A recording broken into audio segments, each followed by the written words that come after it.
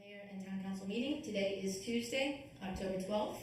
We will call the meeting to order at 7:03 p.m. And Carrie's putting up our agenda on the screen there for the public to see. The meeting is being held by a Zoom teleconference and is being streamed live by Carroll Media Center and will be available on the CMC's YouTube channel as well as CMC's Facebook page. If you wish to provide public comment, you'll need to call 301-715-8592. The meeting ID, which will be requested once you make that phone call, is 821-4013-9044, and then the password is 132587. Or you can join the meeting online via the Zoom link, always showing on the agenda on the screen, and the Zoom teleconference information is always posted publicly with each meeting agenda. So if there's anyone wishing to make public comment this evening, you can call now and join the meeting while we stand and say the Pledge of Allegiance. I pledge allegiance to the flag of the United States of America and to the republic for which it stands, one nation, under God, indivisible, with liberty and justice for all. And a moment of silence, please.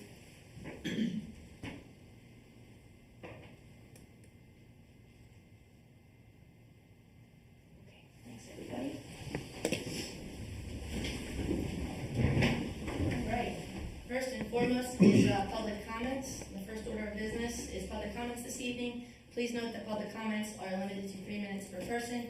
If you're on the phone and would like to make a comment, please press *9. Otherwise, you can press the raise hand button on your Zoom screen. Any public comment? Carrie, any requests for public comment? No, ma'am. Okay. All right, great. Thank you. So our first order of business is to review or approve, I should say, the minutes from our Mayor and Town Council meeting held September 27th, 2021. I sent a minor correction to Carrie this afternoon. I CC'd the group. It was very minor with respect to the error in calculation of square footage of the macadam of the blacktop. Instead of, I think it was the word that was there, instead of measurements was location, which I think was a combination of the two, but either way. So with that amendment, do I have a motion to approve the minutes from September 27th? So moved. Okay, thank you. So we've got a motion, a second. Anyone? We've got a second. Any other comments or concerns regarding the minutes? You made the motion. All right, so all in favor? Aye. Anyone opposed? All right, and Carrie, just in case, because I should have said so, I don't know if you caught that, the motion was by Al Grasley and seconded by Lisa Guroff. Okay, sorry, Mike. So our next order of business is something I think we're all looking forward to, our first live meeting where we actually have the opportunity to do, I think, something that Chief's been waiting to do for a while. So we'll call it officer recognition, and you're up, Chief. Yes, ma'am. Thank you, Mayor. Do I just come here in the middle?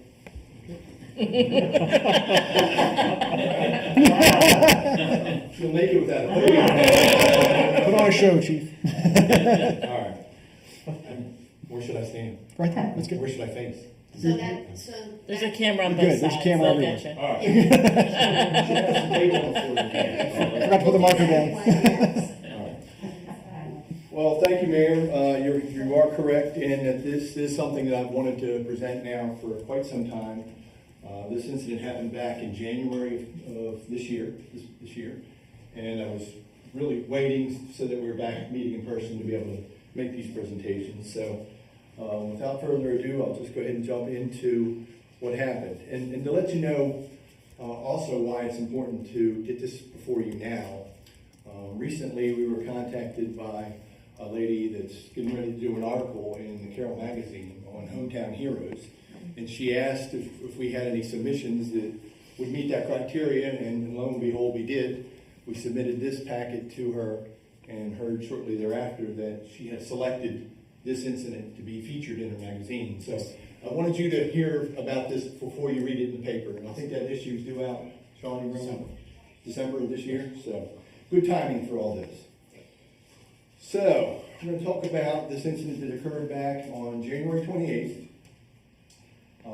Sergeant Kilgore happened to be monitoring his computer, and we got an email notification that's from the County Emergency Operations Center, which notifies us anytime fire, EMS, or police from the county respond to our town. This particular email notification informed him that there was a person in distress at Beck's Restaurant.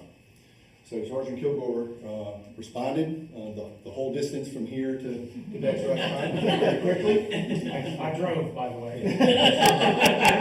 It sounds better if you said you ran. Sprinted. So Sergeant Kilgore drove down to Beck's Restaurant and also notified PFC Kirkner that he was en route down there for a person in cardiac distress. Upon their arrival, they were shown to the rear part of the restaurant where they saw the 67-year-old male who was on the floor in obvious distress. At that time, Mr. Terry Wolfsheimer was performing CPR on the victim.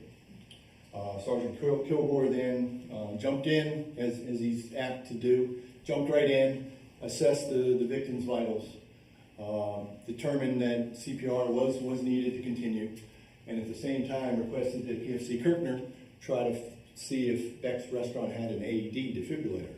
Luckily for the victim, they did. PFC Kirkner was able to put his hands on the defibrillator, brought it back to the victim, hooked it up to the victim, and it basically tells you kind of step by step what to do. The AED said to immediately shock the victim who was in obvious cardiac distress. After making sure everybody was clear, they administered a shock. The victim started breathing on his own temporarily, but then stopped breathing again. This feels weird having you. No, that's okay. I feel like I'm in a fishbowl. But I can see you up here even if you're not looking at me, so. I like to have it back. Thank you, I know, sir, thank you. Once the shock was administered again, the victim started breathing on his own and then stopped. Sergeant Kilgore resumed CPR.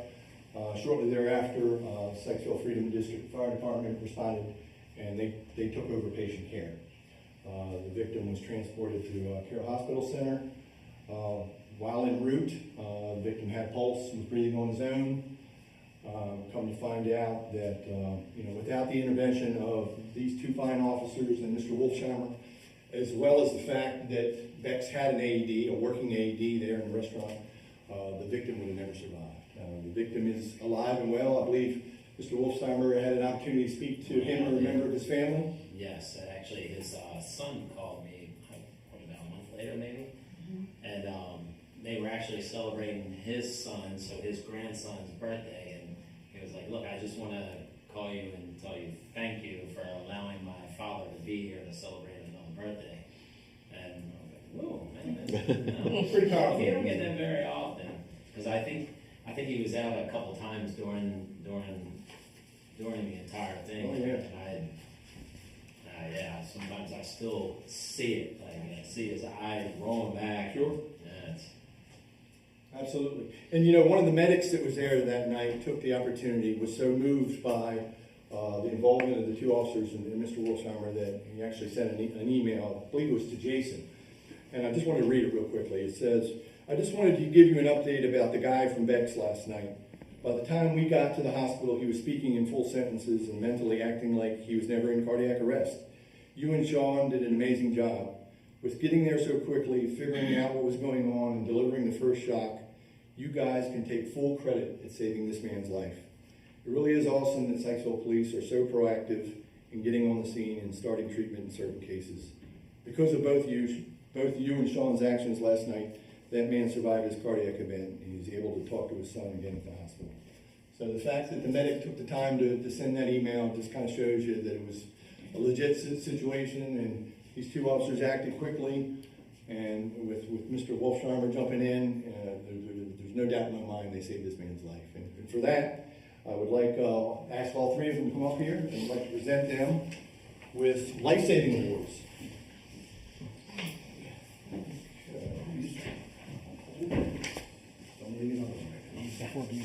And for the officers, this will come with a ribbon. Not that Sean needs any more, but unfortunately, I can't give you a ribbon. But what I would like to do is give you this award again. I won't read it verbatim, but it's presented to you. It's a life-saving award for your actions on that night and for your role in saving the victim's life. So I just wanted to personally thank you on behalf of the town for intervening and taking the action that you did. It was, we need more citizens like you. So thank you very much.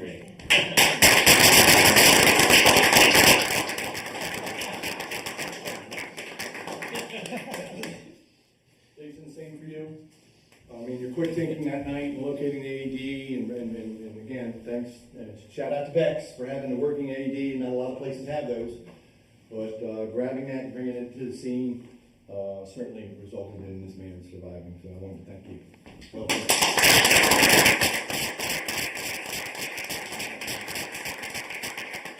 Sean, just to add to your many other accolades, one more, and whenever these two guys get together, they always seem to make good things happen. I've actually got another award I'm going to present to you sometime in the future when, again, these two were involved and it resulted in a very positive outcome. So thank you for all your work and hard work.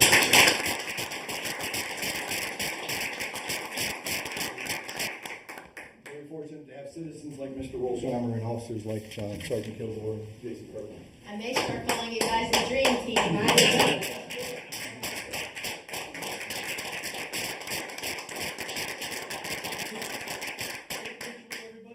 Yes, I was just gonna say. Get a picture so we can put it on your website, Facebook page. I'm sorry.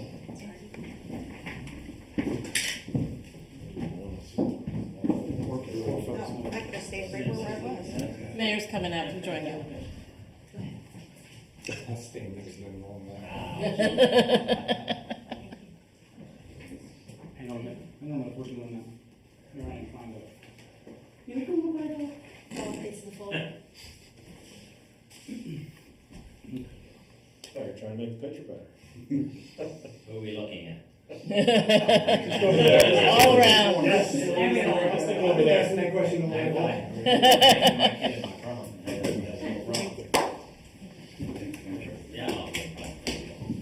Thank you for the call. Nice to see you. That's my question. Thank you very much. Thank you. It's funny, they said they were just eating at Beck's again tonight. I said, man, you're really tempted to take that. Scene of the crime. But I'm not with my 14-year-old at this time. So. Thank you for showing here this evening, and Thank you for for having your quick feet and quick thinking. Just because I'm curious, Yes. is your profession lend itself to being CPR trained? Well, I'm a physical therapist by There trade, you go. and now I'm in medical sales. So, Very great. Well, yes. yeah, good place for you to be that night at that minute. So Yeah. thank you so much, sir. wouldn't have had any other way. Good deal.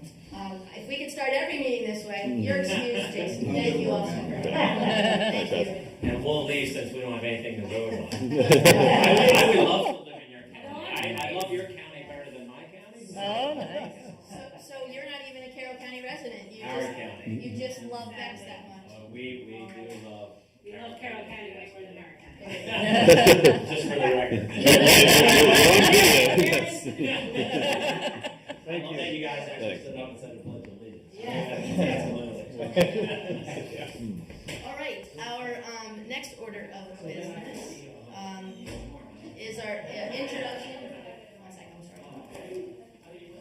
There we go. We're going to noise introduce ordinance number 2021-05, which is a noise ordinance. And I know that I'm going to get this out. Noise ordinances have been long discussed at staff level here, as well as with councils before ours. But however, no noise ordinance has ever been enacted. And last year, the town established the disturbing the peace section of the codified ordinances, making a way for this proposed ordinance this evening. So this is a draft, and Joe, if there's anything you'd like to share with us. No. I mean, again, it's a pretty straightforward ordinance. Again, we've talked about it several times in the past. So again, this just gets something on the books that gives the officers something to enforce. Again, it does prohibit noises or disturbances there between the hours of 10 p.m. and 7 a.m. We did keep that consistent. You know, there's some ordinances out there that provide differences on weekends or holidays. We wanted to keep ours, pretty straightforward, just so there was no second guessing or trying to figure out, which hours are going to be enforced this weekend as opposed to another. But again, just trying to keep it simple and straightforward and give something for everybody to kind of get behind. So I'll start the conversation, the discussion. I just have a quick question for you, Joe.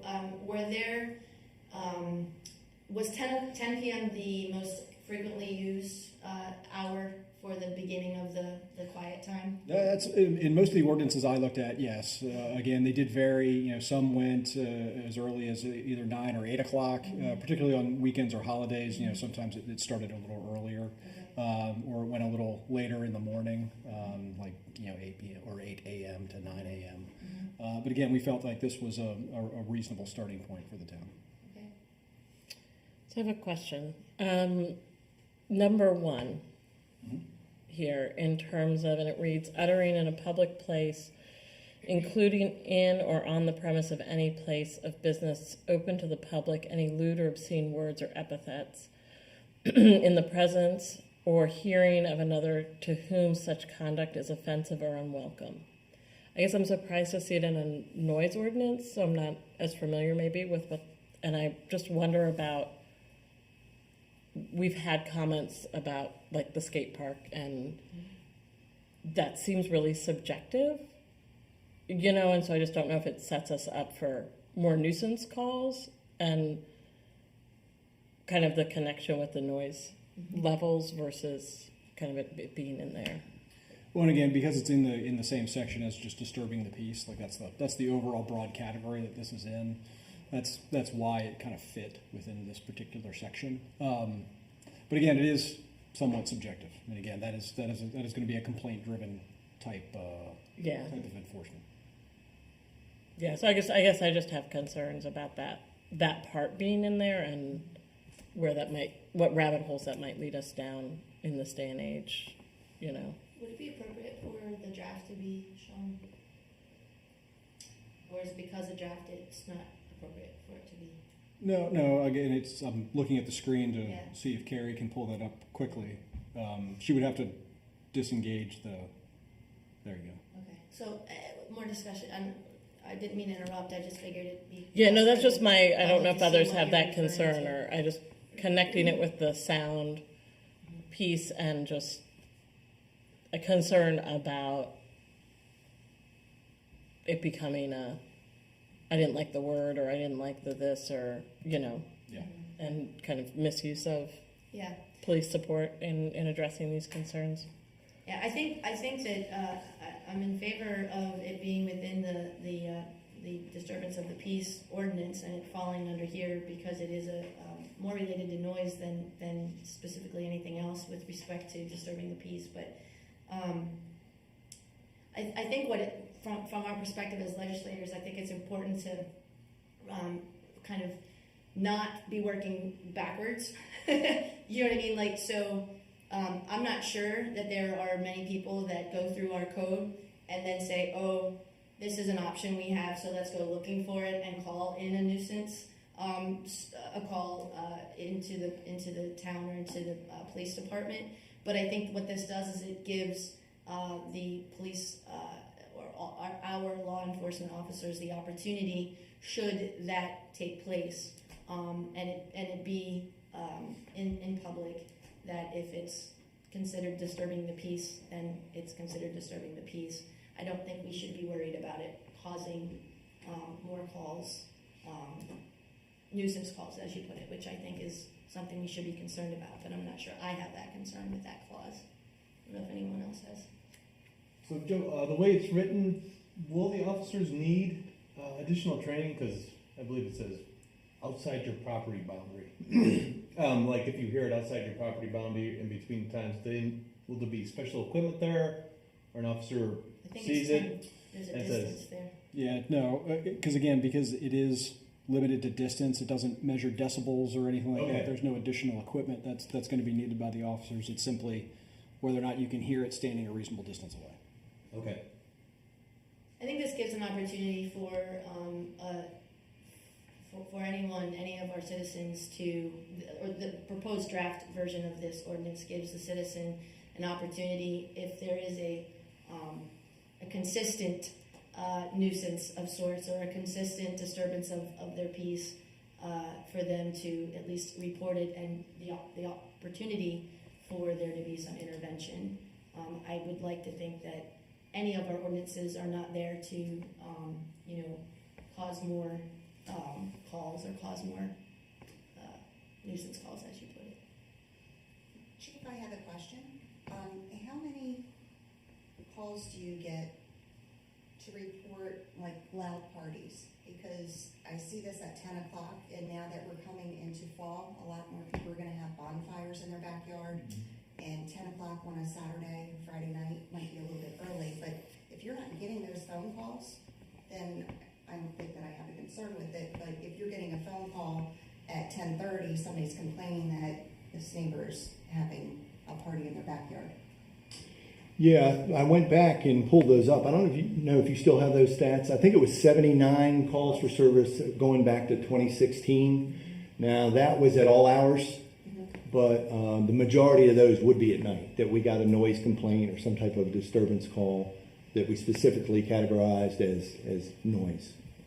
So, And Chief, which was more than I thought it would be. that's what I was going to say. If my memory serves me, you reported that was more, and in keeping with some of the higher levels of reasons for calls. Yeah. Those include fireworks calls too, or was that separate? No, that would be characterized separately Okay. as a fireworks complaint. So we're pretty specific about the type of call that we get, and we try to categorize it as specific to that call. So Do you think that it needs to be, and I don't want to make things difficult, but Friday on a weekend night that it changed to 11 o'clock? Because you think that it...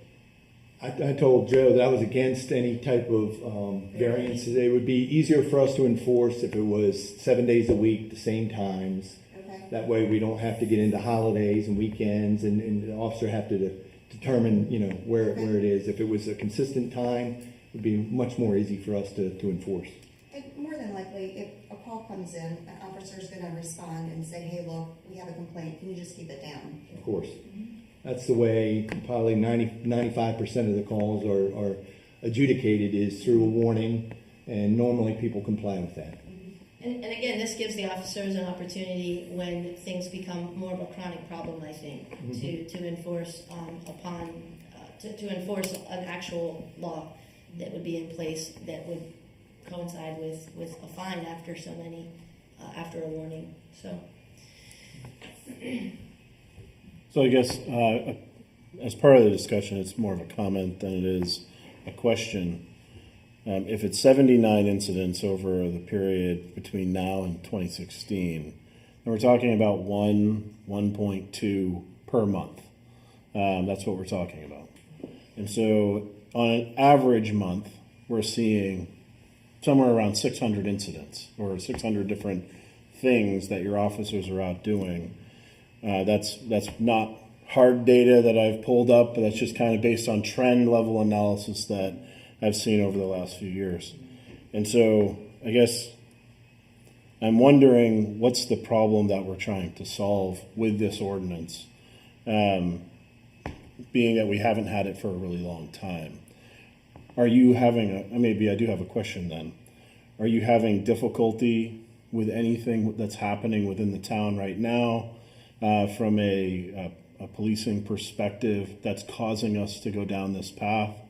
The reason I bring it up is because I live in a part of the town where, in all honesty, it's outside of these hours typically, although every now and then it's not, where there are nice paths and people like to use motorized, very loud equipment, and I'm not sure really if they are disturbing anybody. They've been doing this for many, many years. There's like a family, I don't know what you would call it. It's like a big family of folks that are there. Does it bother me from time to time? Sure.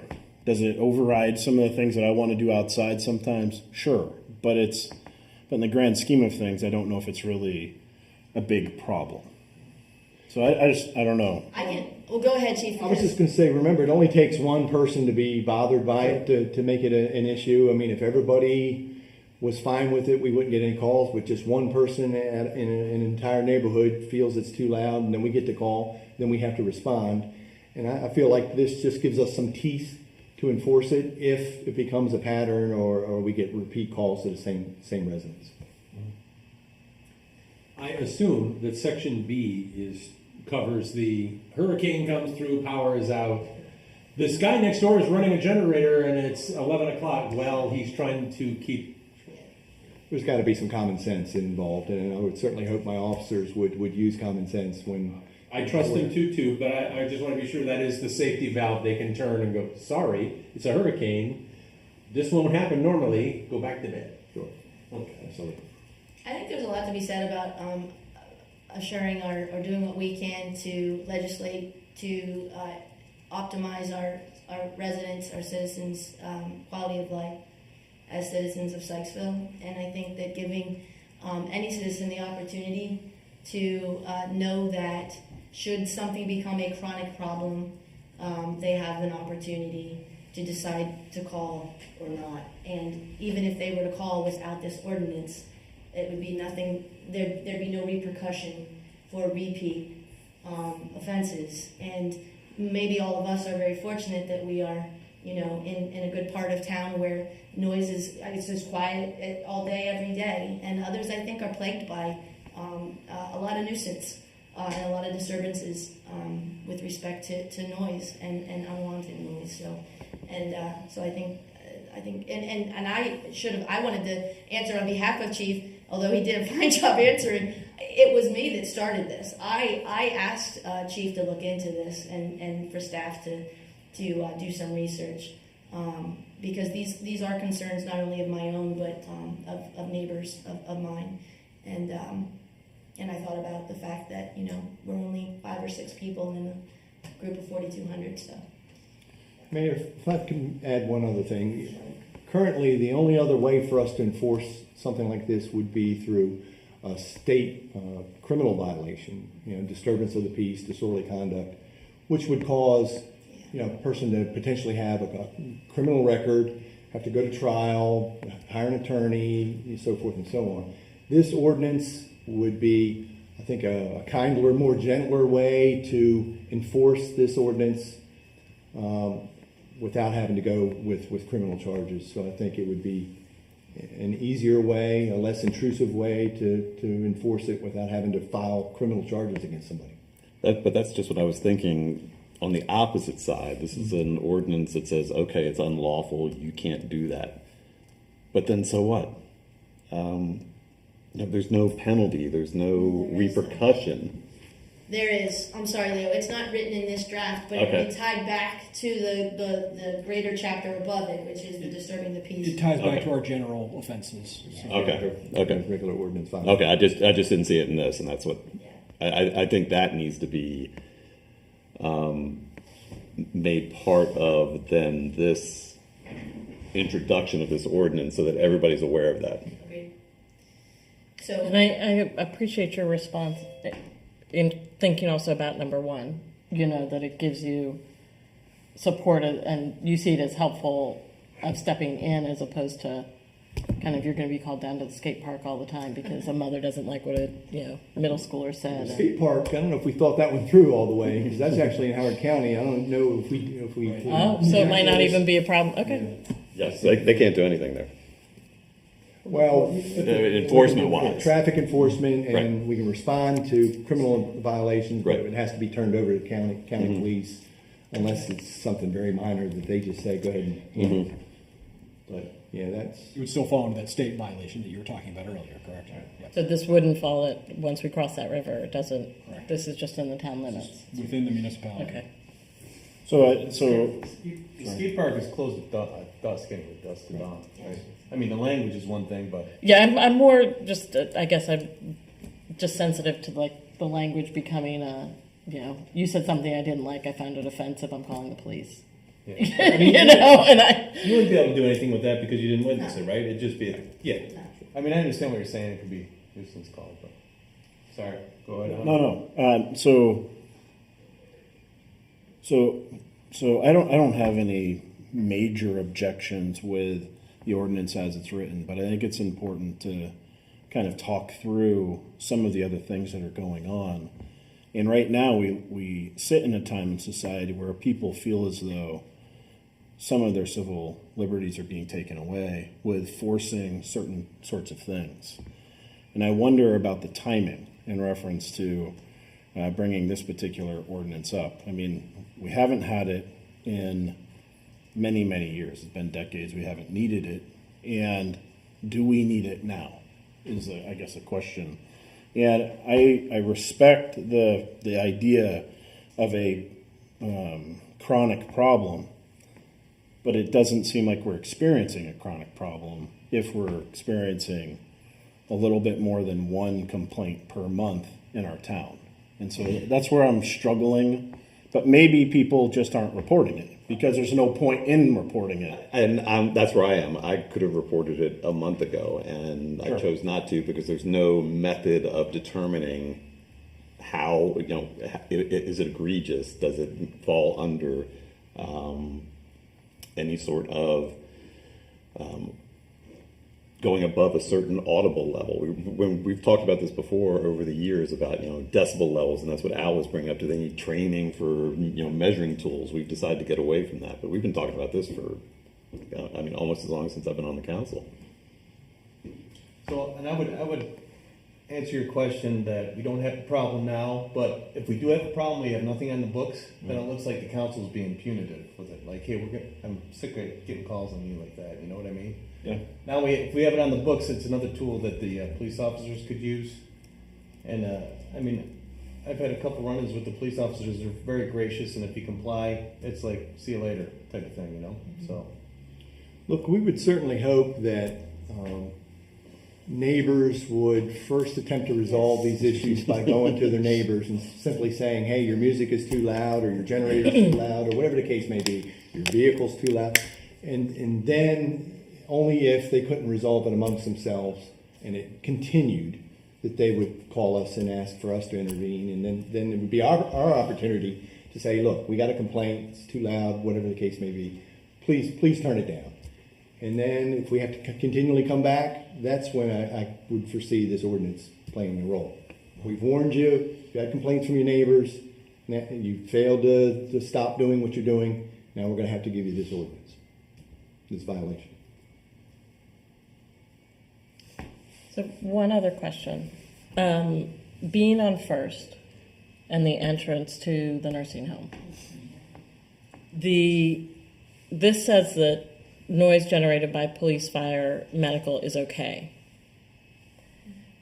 I've lived here for 18 years. I don't know where it started, but I can tell you that the amount of ambulance noise that we would get, like right now there's an agreement. I don't know who, where, which is very pleasant that when they turn on First, and I would hope it's also on Central because of the volume. They're not picking up what you're putting down, Lisa. The chief is because he knows, but for Okay. the purposes of the So- rest of us, So they're shutting their sirens off. Yeah, so on First, so in between First and Second, we have a nursing home.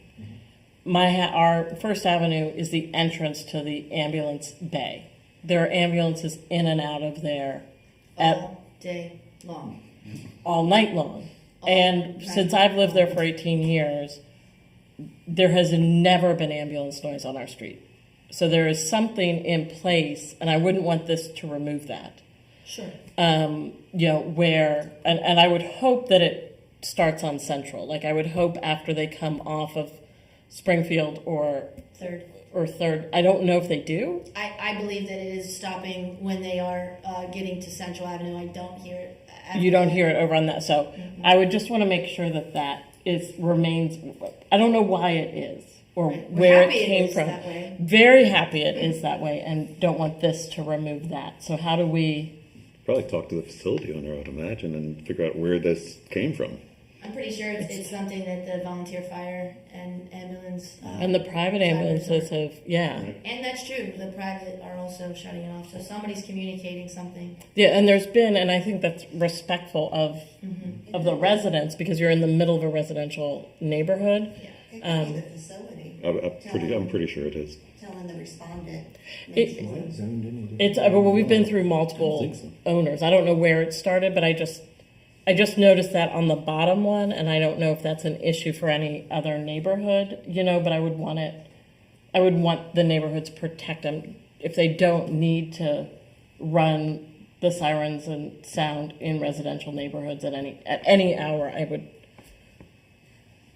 this won't affect Santa. He's done by 10. But I just think as a resident in a residential neighborhood, not having that is appreciated. So I just don't want that added in. Some of the noise ordinances have different requirements for different zoning types. I don't know if you had planned to incorporate that or just use a blanket generic one for the whole town. And again, then you get into the same issue of, what zone am I in now to enforce this potential ordinance? Right. And again, if there is an arrangement with the facility over there, it's not something that the town initiated. So obviously, if they're doing it, this ordinance wouldn't have any effect on what they're currently doing. I just wouldn't want it to remove it. Right, but again, it's not something the town initiated, so we don't have any authority to remove that. If it's something they did with the fire department. I mean, the nursing home has been under 5 different ownerships in my tenure, so it certainly was communicated and in a good fashion to Sykesville and all responding emergency vehicles, because they all do it. So I hear what you're saying. You're basically saying if somebody were to start not turning off, because now it says they don't need to in the town, right, and right. As a town resident, but even before would be this very ordinance, affected. even before this ordinance goes into effect, there's nothing prohibiting them from running those sirens within. There isn't, and I'm just saying there isn't, and it's very nice that they don't. Right. So I don't know if that's that was just the one thing that also for our neighborhood would be a huge disruptive change. Yeah. But isn't that the point? Right now we have nothing, and somebody's doing a good thing. Yay! Right. So now we've kind of built a fence around it. So if some new provider says, "Well, I don't care about that agreement that has been in effect, and I'm going to do whatever I darn well want," well, the chief says, "Au contraire." No. But this is saying they have permission to do it. That's what my emergency vehicle. It says emergency vehicles can run their noise.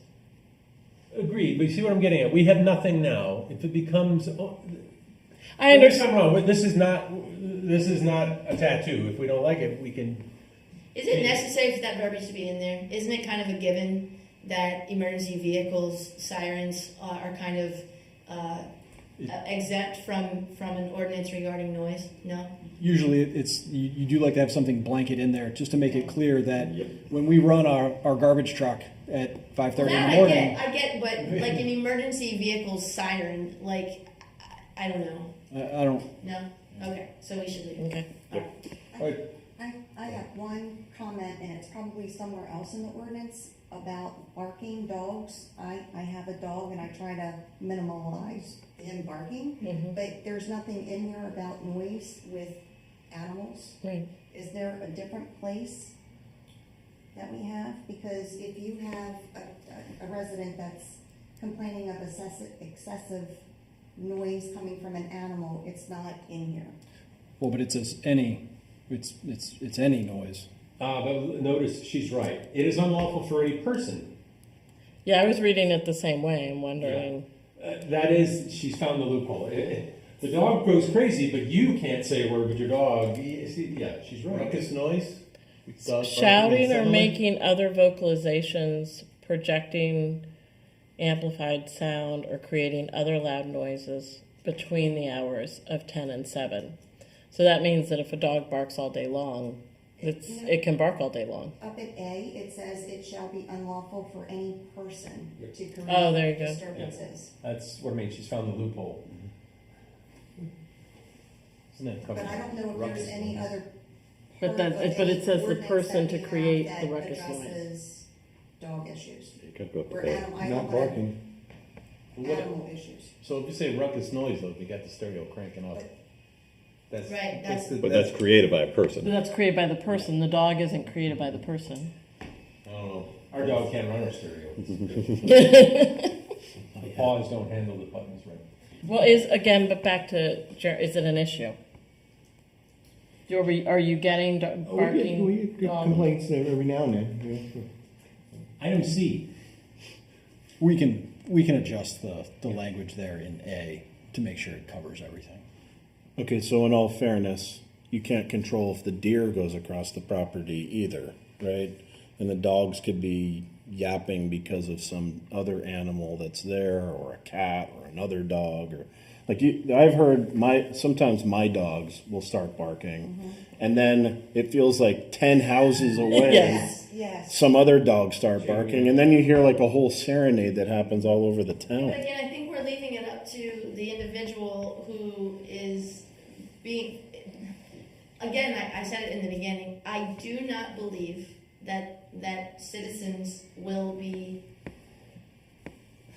making calls because of loud dogs unless they're already, in even absence of this ordinance, perpetually or chronically bothered by the loud dog or fill in the blank, whatever that noise is. And again, like, this isn't to take the place of neighbor interaction and attempts to, with an emotional IQ of that of an adult, a well-adjusted adult, to address an issue that may be a one-off here or there. This is the opportunity for chronic offenders, for individuals who are on the receiving end of chronic offenders, for there to be a repercussion after a warning is provided. If it's a dog barking, that's something that may or may not be able to be managed, but as an animal lover, it's like, is the dog barking because it just incessantly barks, or is it barking because the deer came through the yard? And do I even have time to pick up a phone and call the cops because the deer made the dog bark? So, I don't mean to minimize anything that's been said this evening, but I really do think, as far as, getting in the weeds about something, I think the dog thing is important to change the verbiage, but we're working backwards from an ordinance and assuming that because there be an ordinance, people are going to all of a sudden start complaining more. And I don't see that. Do you see that with new ordinances being the case? I don't know. Maybe I give people too much of the benefit of doubt. Just council. People calling up. Is there a public hearing involved in the passage of an ordinance? Typically only dealing with money, but we can certainly schedule one. I think that's when you would find out what kind of support there is for this, or support or opposition to it. Yeah, we usually have 2 public hearings for any kind of ordinances, but Public reading, yes. well, public comment, I should say. Public comment, yeah. Well, again, they could have had public comment tonight. So if we introduce it, we'll vote on it later. Is that right? Right, it'll be Right, we're not introduced tonight, voting on and it then tonight. it'll be adopted at the next regular meeting. All right, so I'll make a motion to introduce ordinance 2021-05 with the caveat of changing the words to cover Animals. loud animals. Thank you, Councilman Grasley. Is there a second? Second. Okay, so we'll give that to Councilman Dyer. One more piece of discussion. Is there anything that we already have in ordinances when we have protests in town? Is this going to impact if we have some sort of a protest, or is this, and we don't have many, right? Well, we had some, yeah. We have some recently, but we don't have many overall. So again, it's the problem issue. But I don't foresee this in any way infringing on anyone's First Amendment rights. With the protesters, they were peaceful. Sure. They worked with us to establish hours that were reasonable. Now, if that protest would have continued into 10, 11, 12, 1 o'clock in the morning, and some of the residents that live in the apartments on Main Street were offended by it or was keeping them awake, then I could see that maybe this would apply. Yeah, so 10 to 7, 10 p.m. Yeah. to 7 a.m., so should be fine. should be fine. And Well- sorry to all those people that work odd shifts and they're trying to sleep during the day when we have no control over the noise. Well, unless it falls under 1. Well, that's true. Mm-hmm.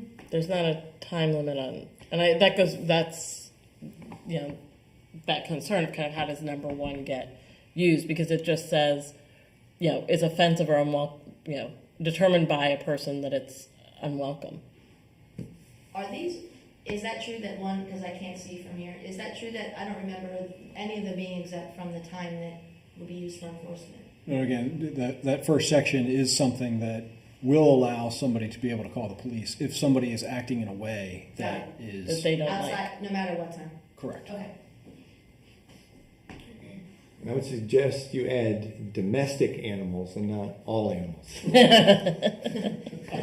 Noted. Duly noted. Are there any more comments or concerns before I call for a vote? The zebras have. So I want to go back to what Joe just said. So just for clarification for the public reason and maybe my own. So this could impact a public protest of some sort that was held on some sort of public property somewhere in the town, where someone could call the police and say, "Hey, I don't like that this is happening," and then of course probably you guys would chat with them and say, "Well, we've already negotiated it," or whatever the terms are about whatever's happening. Is that correct? That's correct. But it would have to be specific to the noise level. It wouldn't. They couldn't just call us and say, "I don't like that they're protesting A, B, and C." It's that they're protesting loudly beyond 10 p.m. No, in this first one it says Right. that they're saying something I don't like and I find offensive. That's the concern, because it doesn't have at least the way I read it. Is that? In creating a disturbance that way, yes. Yeah, uttering in a public place, including in or on the premise of any place of business open to the public, any lewd or obscene words or epithets in the presence or hearing of another to whom such conduct is offensive or unwelcome. Again, the design of the language here is so that if somebody's getting accosted outside and they won't stop, you have the ability to call the police and they can come and stop that from happening. Or if somebody's playing some lewd music on the side of a tot lot with 2 or 3 year old kids, like I think it's just a way to start a dialogue, personally. So. Yeah, I just don't see this, the way that language reads as stifling a protest against against anything just because people disagree with what they're protesting. It would have to be lewd, obscene, or involve epithets. In all fairness, people have a very broad diversity, especially here in our wonderful place of South Carroll County. And sometimes protesters will put interesting things. I can think my daughters would put some interesting things on signs as they're trying to show their activism, zeal for whatever topic it is that's out there. And that's just using my own kids, because I don't want to necessarily put that on someone else. But I've seen that. And it could create a reaction. That's not a noise. I understand, but they could also be screaming it as well when they're in the Line has been crossed. Sure. yeah. Sure. That would have to be handled gingerly, and again, I would hope that the officers would have the common sense and the discretion to handle it appropriately, or they would consult with me, and we would work together to ensure that there was some middle ground there, and that we'd allow the protesters to protest as long as the noise levels weren't disturbing to people in the area. And I wonder if there's a way that we could rephrase number 1. It's worth taking a look at it.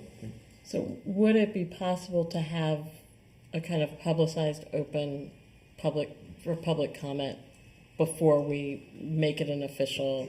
That's the next meeting. So we introduce it tonight. Okay. And then next week or throughout the week, if there are public comments, they can bring it to the townhouse or they can come and comment next Okay. week before we vote.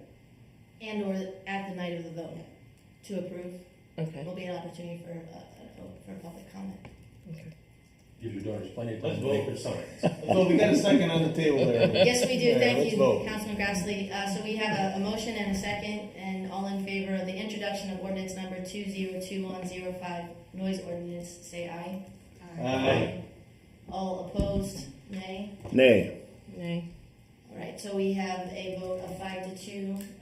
2 nays are, by process of elimination, carried. The 2 nays are Councilwoman Guroff and Councilman Schofield. Okay, so that passes 5-2. We'll move on to our next order of business, to consider and discuss the youth council information that we had tasked staff to look into the efficacy and possible structure of what a youth council may look like here in Sykesville. And Joe's here to share with us his findings and any recommendations. So thank you, Mayor. So again, the information that was presented tonight, or that was included in the packets tonight, is really just the guidance document that was prepared by the National League of Cities. So again, when looking at the multiple different youth councils that are in place, not just across the state but across the country, there are a litany of different things that they may be organized for. So again, presenting one or two or three different kinds just didn't really seem relevant, at least at this point. But what we wanted to do was at least show some of the, I guess, more successful structures of what those councils actually looked like. And again, most of them did follow what the National League of Cities proposes in that guidance document.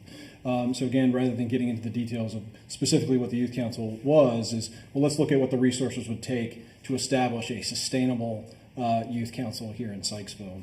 And then, based on what we know from what resources would be required in order to do that, how do we want to structure that? And what kind of conversation can we have amongst ourselves to see, I guess, what the willingness level or what the need would be to do that here in Sykesville. So really the purpose of tonight was to allow everybody an opportunity to start looking through some of that guidance, start realizing what the requirements were going to be of both elected officials and staff, and then potentially some nonprofit partnerships around the community, and then potentially schedule a workshop at a later date to really dig into the details and determine whether or not this is something that we feel we need to tackle at this point.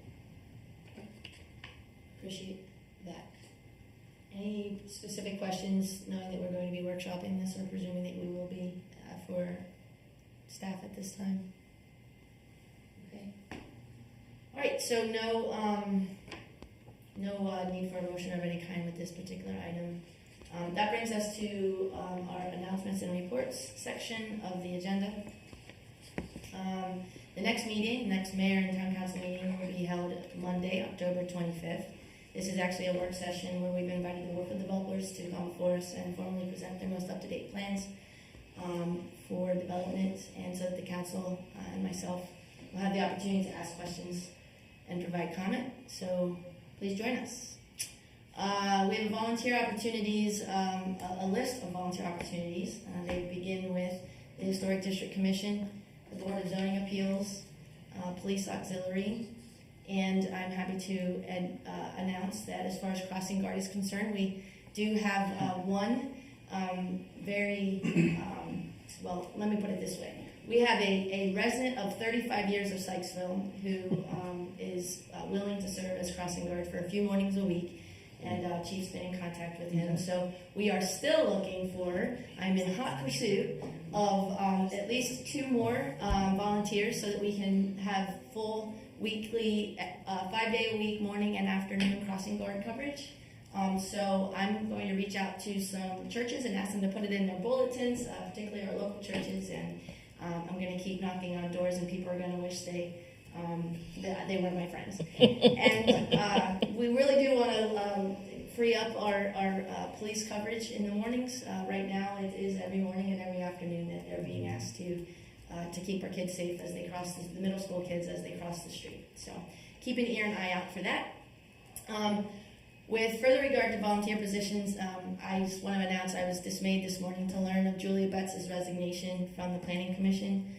Julia takes with her many years of institutional knowledge with her.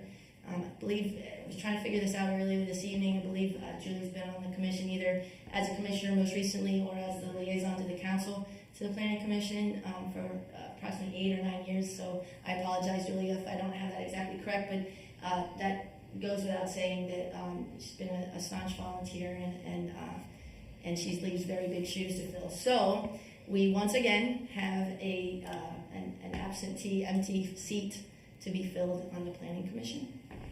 So anyone interested in any of those volunteer opportunities, feel free to reach out to me directly or to email the town at town@sykesville.net. Brings us to staff updates. Mr. Treasurer, would you like to share your report with us? I would. Thank you, Craig. Mark, if it's okay to take my Yes, please. breath for in, it's pretty, can't hear me. Unless It's a good-looking mask. Joe wants me to stand real fast, so. You can stand in the middle like Chief had. Spin around. Choice. You have to do it. Anyway, I'm Craig Weaver, the treasurer, for those in the public eye. Giving the September treasurer's report at this time. By the way, if I have a sign, this is the greatest treasurer, is that against the ordinance? Would that be offensive? It's not after 10, so you're good to go. Maybe the former treasurers, it might be offensive. Well, yes. As long as you don't make a noise. Anyway, I don't know if everyone had a chance to review the September treasury report. As usual, I find this quite redundant, especially now, this year, but to say that everything's going as scheduled and we're receiving revenues as we expect is a very good sign. In fact, I was talking to Joe earlier this afternoon, and I find that things are actually coming in at a faster pace this year than they were last year, so we're already ahead, easily ahead of where We we were like that last year. redundancy. Yes, come with that all day. Number one, the biggest, the real estate revenue. We're definitely right on track. In fact, today I received a check for $500,000, so that's going to put us already 2/3 of the way here at just the 3-month mark. We're already well on our way there. Income tax estate, we're already well ahead of last year as well as the budget, so which is really obviously good news. The update, you guys won't see this, the highway user revenue, which I think I talked to all for the one all throughout last year. The last piece, the June piece, came in the month of September, but it's a fiscal year 21, so it has to be put in that year for auditor's sake and for the consistency's sake. But we received about 49, which actually put us over budget by the time it all came and said. So it was 187 versus we had budgeted 169. Okay. Don't tell the state that. So that was pretty positive. They know. As well as we had received a letter saying next year they're expecting us to receive 193,000, so a little bit tick above what we did this year. So, And the highway user revenue, just to remind everybody, it has been something that, particularly with the start of COVID, we had seen generally ticking down. So with this last receipt that we got that was attributable to last fiscal year, and with the updated information from the state, now it's clearly climbing back up to its original pre-COVID level. So again, it's good news to see all around. Everybody's driving again. yeah, exactly. Correct. Seems that way. Yeah. People are back to work. Yeah, hopefully it'll continue to be an upward trend. So, in terms of expenses, they're all pretty much, what we expect. They're following budget, so there's no surprises there. I don't know if anyone's had a chance to memorize the check register or have questions there, but there's nothing really surprising. I looked at it. Just I know you do. But I feel good. Obviously I've pretty much reconciled everything too, so I feel very strongly that this September report fairly represents our financials at this time for me. So Thank you, Craig. if you have any other questions, certainly you can always contact me off hours, but not between 10 and 7. I had mentioned this before, but thank you again for getting the treasurer's report to us in a timely manner.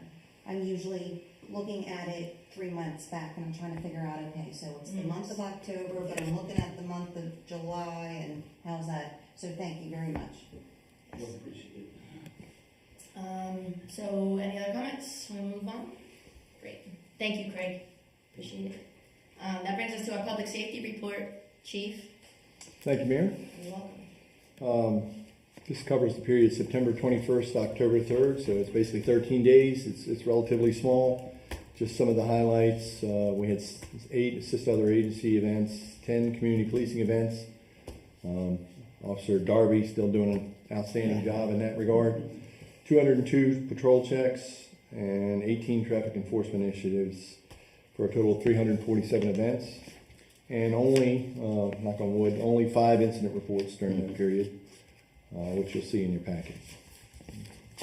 Be more than happy to answer any questions you may have. Community policing reports are excellent, Chief. Thanks for keeping those going. Those are good. I will pass that along. We have not only Officer Darby, but all of our officers are fully committed to community policing, and they do an outstanding job. Yep.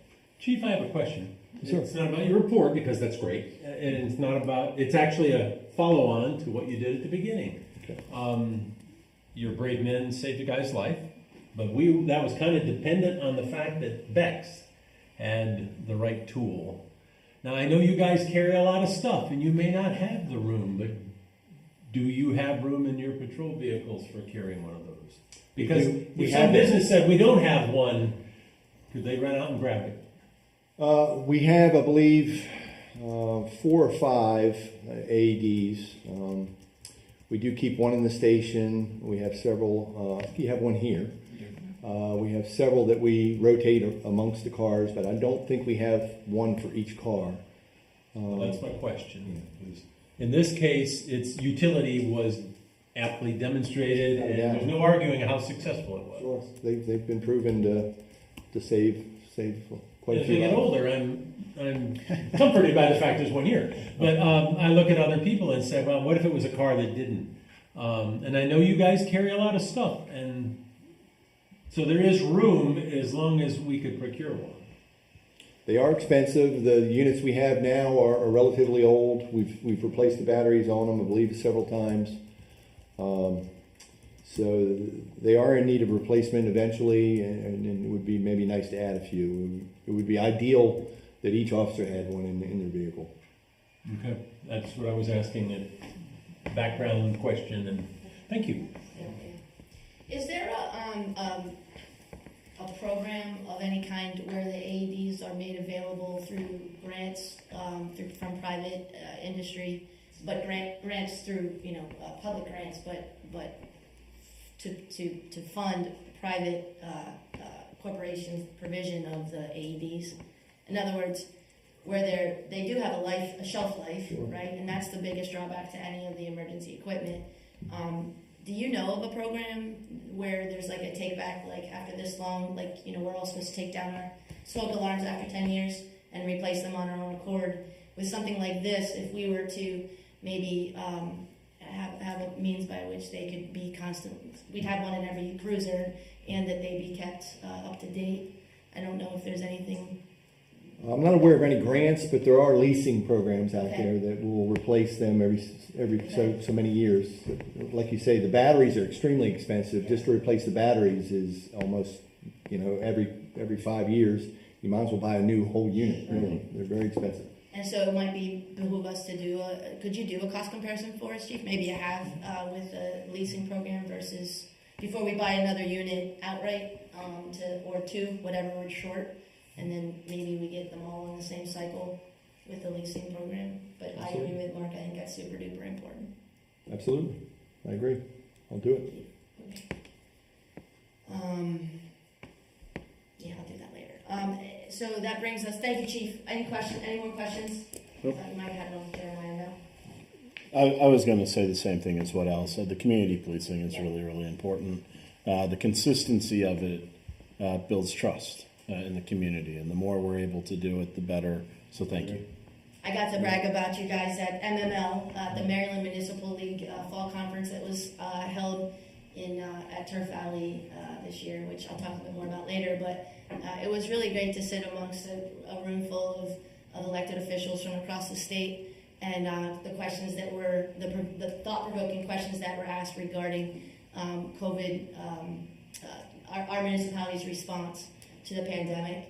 And so many of us got a chance to talk about our dutiful police departments and how they, how essential they really are, and how amongst them were the Sykesville Police Department, and the way that you guys do community policing, and how important it is from the perspective of those that, again, quality of life and people feeling safe. So thank you. So that's public safety. That brings me to council committee reports. Anyone? We can start with Jeremiah. Sure. So there was a planning commission last Monday. It was a relatively short meeting, but it's an important one from an educational perspective because Joe actually went over the differences in how to submit different sorts of planning, different sorts of plans. And so the community sometimes wonders, how do I go about doing a site plan, or how do I go about doing a concept plan, and what's a preliminary plan? And if there's any questions about any of it, in a very short period of time, maybe 15 or 20 minutes in the last planning commission, Joe provided a really good explanation of that process. So. Super helpful. It's on Facebook if you want to go back and look at it. And it's on Facebook if you want to go back and you want to take another look at it. So come on, you know. And Joe did excellent. His voiceovers were like, what would they be like? Oh, it's like Pixar. I mean, Yeah, it was amazing. Jeremiah, what was the date of that meeting so people can refer to it? You know, that's a good question. When was it? It was on October 4th. Okay, so again, the planning commission meeting on town's Facebook page, October 4th. If anyone's planning on doing any kind of, or requiring any kind of improvements to their property, they need to go through that process. And that's all that I have. Thank you. Did you want to share anything, Anna, from an HDC's perspective? Yes, there was an HDC meeting last Wednesday. I unfortunately overbooked myself and I was not there, but I have brief notes. There were 4 applications. The continuing application was approved for an awning over at the new townhouses at Warfield. The Warfield townhouse builder, Lennar, is unable to continue using shingles and doors from their current vendor, so the HDC approved a new vendor that had similar types of products. Great. And then St. Joe's Church, right up here next to us, is thinking about replacing their outdoor sign. And the HDC is going to have a historic district up-to-date meeting or a training through the Maryland Historical Fund Trust. Mm-hmm. That will be on October 19th at 7 p.m. via Zoom. And I think that's it. The next scheduled meeting is going to be October 26th via Zoom at 7 o'clock. And right now we don't have any applications, so if there are applications that we'll receive, there will be an announcement to announce the meeting. Awesome. That's it. Thank you, Anna. Anyone to my right with the council committee report? Yeah, I do. I've got DSC, got quite a bit. Let's see. Keeping Sykesville beautiful standalone cigarette receptacles were installed in the alley by Market Tavern and E.W. Beck's. These allow us to return the cigarette butts to TerraCycle, and then plastic and the cigarette butts get recycled. Farmers Market's working with vendors on the program for Halloween Day because that's the last farmers market. Trick or Treat on Main Street, we've got $1,000 worth of candy that's going to be distributed to the merchants to hand out. Bubbles and Tool over the weekend. I'd like to thank Mayor Link and I'm going to say Council President Carter because I can't say President Carter. But it's so fun. But thank you both for helping out all day. That was greatly appreciated. And as always, thanks for the Police Department, Auxiliary Group, and Public Works for all their help. They were out there all day that day. And so were you, Leo, and so thank you too. And Councilwoman Guroff was on the cleanup committee. Oh, great. I tucked and rolled at 4 o'clock, so I missed that. So thank you. Craft Beer Festival for November 13th. Planning is ongoing for that. This is going to be a little unusual because the tickets will require either a vaccine or a negative COVID test. There will be a rapid test truck on site in lieu of vaccination card. And tickets are going to be limited to 1,500 people, which is about half of what we normally do, but we're required to limit the number of people for this. Tickets will be going on sale tomorrow.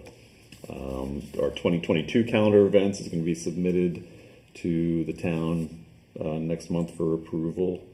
Hopefully next year will be a little bit better than this year. Happy Thon Christmas fundraiser will be starting at the end of next week. Let's see. And Mayor Link worked with Jane to make sure the merchants were informed of the Lieutenant Governor's visit and open if they could be open during the tour. How did the Lieutenant Governor visit It go? was absolutely lovely. Yeah, Lieutenant Governor Rutherford spent, I think, 4 hours or more, 4+ hours with us. He received a handwritten thank you card this afternoon, and from him, he was delightful to spend the day with. He really enjoyed Sykesville and had a lot of kind words to say about it. And the town looked charming as usual, and the businesses that he was able to visit were thrilled to have him there and were very hospitable. And I think his card said he was delighted, and he will certainly be returning soon with his wife. Nice. So, yeah. Very good. Yeah. We're appreciative of his visit, obviously.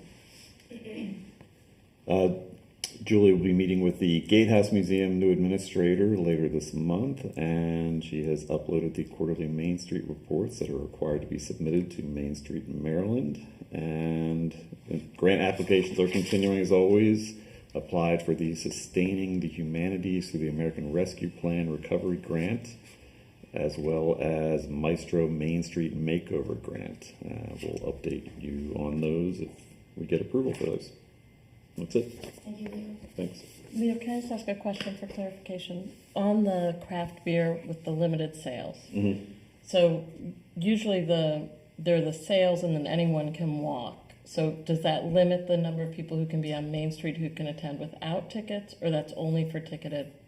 Only for ticketed. We're required to limit the number of tickets, but we can't limit the number of people who ultimately show up. He's speaking of the pre-sale limit. Right, I just want to make sure people don't hear that and say, I can't go down. Yeah, no, If they don't want to get a ticket, because there are other vendors that we've been able to walk around. So I just want to make sure we clarify. That's a good point. I think it's important to note that any and all of the events that are held on our Main Street, where the Main Street is closed to traffic, it is always 100% open to all pedestrians and all patrons of all of our retail and service-oriented stores and businesses on Main Street, whether you're there for the event or not. So thank you for bringing that up. But not domestic animals. But not domestic animals. Thank you for that. Al, do you have? No, I don't. So I have some from Spark. Finished the movies with Nightmare Before Christmas and had the music festival. And we're developing a great partnership with the Gatehouse Museum, and just want to give a shout out to the new curator and all of the activity. And Adrian Smith is doing a wonderful job of really promoting and looking to integrate across our different groups the stuff that's happening down there. So we're really excited to see that, and Spark is really excited to partner with them on different activities. And are looking for possibly another community cleanup in November if possible. There was a great turnout, so there's the chance of doing always that. things to clean up. Yes. For sure. And I don't know if we continue to get questions on the splash pad, so I don't know if we can. I think what the update is, just so we have it out there. The update is there's going to be a big grand opening party when the weather gets warm next spring. That's what the update is. We're ready to rock and roll. So in fear of seeing a riot over at the Cooper Park, there is likely going to be some nice weather here, at least during the week, for the remainder of this week.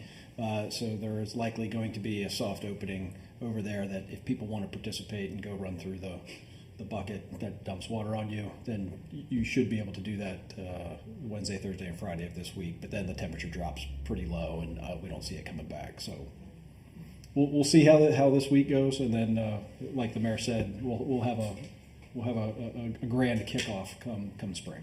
I haven't been over there in a while, but is the zip line functioning, or is it that not? No, okay. It's still down. Okay. We still have been working with the people that installed that equipment and designed that equipment, and they still have not been able to figure out why, for whatever reason, our particular zip line continues to break. They had been doing some testing on some new, a new way to install the line, and we're still waiting for them to ship us the equipment and get that installed. So it's still unoperational right now. Everything has a weight limit. We don't know what's breaking it though. Okay. So the only thing I'd like to report, that's everyone, right? Yep. The only thing I'd like to report has to do with my attendance as well as several of our town council members at either in part or all of the MML Fall Conference, as I mentioned earlier, was held this year at Turf Valley, and the municipalities in Carroll County were the lead sponsors of the conference. And every fall conference, legislative priorities amongst the elected officials who are participating in MML's fall conference gets the opportunity to vote on the legislative priorities that MML will put forth their resources and efforts towards with respect to new legislation. And so, without getting in the weeds, there's a police reform bill that passed in last legislative session, and the law went into effect October 1st. And again, not to get in the weeds, I'm going to try to do this as succinctly as possible, and then it'll lead me to one of our legislative priorities that were selected this afternoon at MML conference. The new police reform bill, as part of it, in fact, removes the municipality's ability for our police departments to have oversight and participate in our own internal investigation in the event of a citizen's death that might occur during a police service call. And obviously, again, not getting in the weeds, this is just an update as to what good thing happened today. All of the municipalities at MML, all the representatives of every municipality at MML conference were in 100% support of our number one priority being that a new bill be written to amend the existing law, giving back municipalities the power to enforce and investigate our own police departments internally as needed. Chief, is there anything that you'd like to add to that I maybe either misspoke or How much time do you have? Let's put it this way. Did I do a good enough job explaining that? Yes, with regard to the Independent Investigation Division, a new unit under the Attorney General's office. Yes. And so that's October 1st, which just went into effect. I think there's been 2 test cases already here locally in Baltimore County and the Maryland Transportation Authority Police. But looking long term, there's a lot of other things that kick in July 1 of 2022 that I also feel limit or take away chiefs and sheriffs' authority to investigate and discipline their personnel. And so I'll leave that up to you guys to look into, and we appreciate your support on it. Thank you for adding to that.